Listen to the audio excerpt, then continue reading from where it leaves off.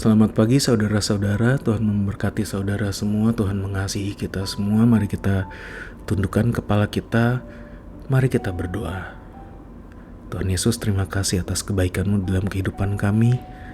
Saat ini Tuhan, kami ingin membuka telinga kami ya Tuhan.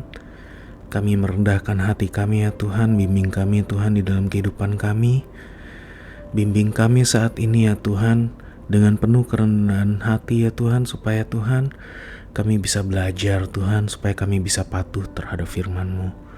Di dalam nama Yesus Kristus berbicaralah, sebab hamba-Mu mendengar. Di dalam nama Yesus Kristus, haleluya, amin. Ya saudara, sekali lagi selamat pagi. Hari ini kita akan mulai dengan kitab Amsal, dari pasalnya yang pertama, ayatnya yang pertama sampai ayatnya yang ke-7. Tujuan Amsal ini, Amsal 1 ayat 1. Amsal Salomo bin Daud, Raja Israel, untuk mengetahui hikmat dan didikan, untuk mengerti kata-kata yang bermakna, untuk menerima didikan yang menjadikan pandai, serta kebenaran, keadilan, dan kejujuran, untuk memberikan kecerdasan kepada orang-orang yang tidak berpengalaman, dan pengetahuan serta kebijaksanaan kepada orang muda. Baiklah orang bijak mendengar dan menambah ilmu, dan baiklah orang yang berpengertian memperoleh bahan pertimbangan, untuk mengerti amsal dan ibarat, perkataan dan teka-teki orang bijak. Ayat ke-7. Takut akan Tuhan adalah permulaan pengetahuan, tetapi orang bodoh menghina hikmat dan didikan. Saudara, di sini kita melihat ada hikmat, ada didikan, saudara. Kalau kita melihat bahwa tujuan Amsal, di dalam seluruh Amsal Salomo ada instruksi-instruksi, ada bimbingan-bimbingan. Nah, dari bimbingan-bimbingan itu, kita pada akhirnya akan bisa menerima hikmat. Hikmat itu adalah hokmah. Hokmah itu bisa diartikan sebagai skill, kecakapan, keahlian. Hikmat itu bukan cuma suatu pengetahuan kita masuk ke dalam pikiran kita, oke, saya sudah tahu. Lalu kita menjadi orang yang, karena saya sudah tahu, udah cukup.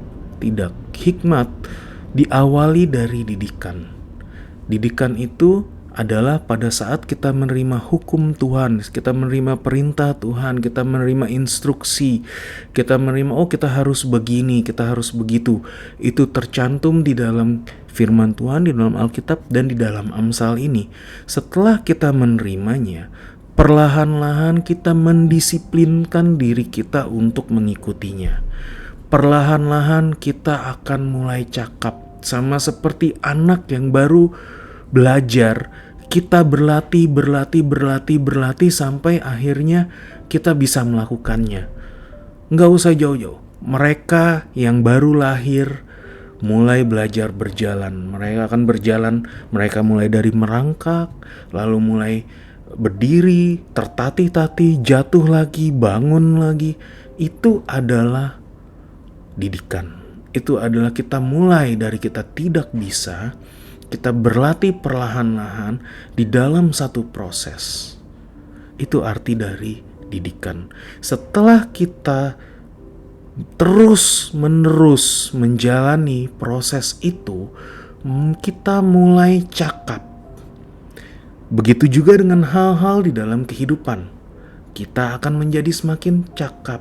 Firman Tuhan tidak cukup kita dengar sekali lalu kita pikir, saya sudah mengerti. Enggak. Kita harus menjalaninya perlahan-lahan. Ada saat kita mulai merangkak menjalaninya. Ada saat dimana kita jatuh, ada saat kita merasa gagal. Kita menjadi seperti anak kecil. Kita tidak putus asa, kita mungkin sekali-sekali kita menangis, tapi kita bangun lagi. Kita dengan penuh antusias mencoba untuk berjalan, karena kita ingin menjadi seperti orang tua kita. Untuk mengetahui, kata mengetahui saudara bukan seperti yang saya bilang tadi, kita tahu, dikasih tahu sekali, saya sudah tahu. Tidak. Mengetahui itu adalah mengetahui secara intim. Kita jalani proses. Dan nanti perlahan-lahan kita menjadi mengerti, cakap, berhikmat. Karena kita intim dengan firman Tuhan.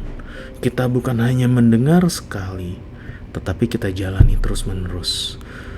Untuk memberikan kecerdasan kepada orang yang tidak berpengalaman, ayat 4, memberikan kecerdasan kepada orang yang tidak berpengalaman.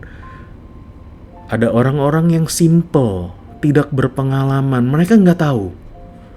Nah, kita berdoa, kita kalau mau menjadi tahu, kalau kita mau menjadi cerdas, kita tahu dulu bahwa kita belum tahu. Kita menerima itu dan kita jalani pelan-pelan. Pengetahuan serta kebijaksanaan kepada anak muda, orang muda, anak kecil. Kalau kita belum tahu, kita masih kecil, kita menjalani.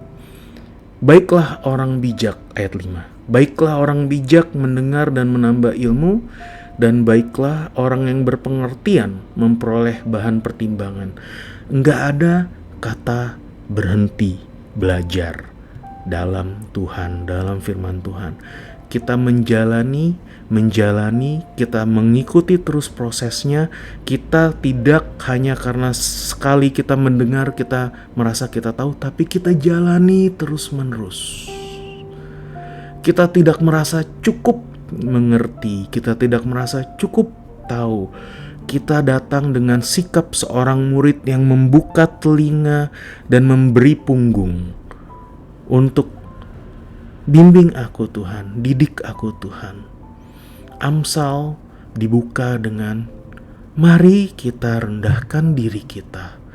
Mari kita buka telinga kita. Mari kita berikan punggung kita untuk menerima disiplin. Untuk mengerti amsal dan ibarat, perkataan dan teka-tekai orang bijak, ayat 7. Takut akan Tuhan adalah permulaan pengetahuan. Itu dulu. Takut akan Tuhan adalah permulaan pengetahuan. Saudara, ayat ini memberikan dasar dari bagaimana kita bisa bertumbuh di dalam Tuhan. Takut akan Tuhan adalah permulaan dari pengetahuan, tidak dibalik. Kita tidak mendengar dulu, baru kita mulai taat. Kita taat dulu, baru mulai kita mendengar. Mengerti? Sikap hati kita, saudara. Kita bukan menjadi orang yang keras hati, kita perlu dikasih tahu. Setelah kita masuk ke otak kita baru saya akan melakukannya. Enggak. Kita taat dulu, sehingga apapun yang kita baca dari firman Tuhan, kita dengar, kita terima, kita serap dengan sikap yang taat. Takut akan Tuhan adalah permulaan pengetahuan. Tanpa sikap takut akan Tuhan, setiap yang kita dengar, kita yang menjadi judge, kita yang menjadi hakim, kita bilang, saya nggak suka, saya nggak akan taat. Itu maksudnya. Kalau kita mau mulai berhikmat, kita mulai dengan hati yang takut akan Tuhan. Dia adalah Tuhan. Firman Alkitab kita anggap sebagai kebenaran. Tidak ada kebenaran di dalam hidup saya selain Tuhan. Tetapi orang bodoh, ayat 7b-nya, tetapi orang bodoh menghina hikmat dan didikan. Yang dimaksud orang bodoh bukanlah orang yang tidak tahu benar atau salah. Orang bodoh adalah orang yang sudah tahu kebenaran firman Tuhan tetapi menolak untuk mengikutinya. Demikian firman Tuhan hari ini, saudara. Mari kita datang kepada Tuhan dengan takut akan Tuhan. Apapun yang Tuhan firmankan, Engkau Tuhan, firman-Mu lebih tinggi dari semua kebenaran yang aku tahu. Aku mau memberikan hidupku, hatiku Tuhan. Aku mau menjadi orang yang polos pada saat aku mendengar firman-Mu. Aku sambut dengan sukacita, aku mau melakukan itu sulit. Seperti anak bayi yang baru berjalan. Pertama sulit, tetapi aku akan terus melakukan sampai perlahan-lahan aku tahu Tuhan, aku tidak melakukannya sendirian, bahwa ada tangan orang tua, ada tangan Tuhanku yang begitu lembut memegang tanganku sampai suatu saat aku bisa menjalaninya sendiri. Terima kasih karena Engkau begitu baik ya Tuhan. Kami serahkan hidup kami ke dalam tangan-Mu.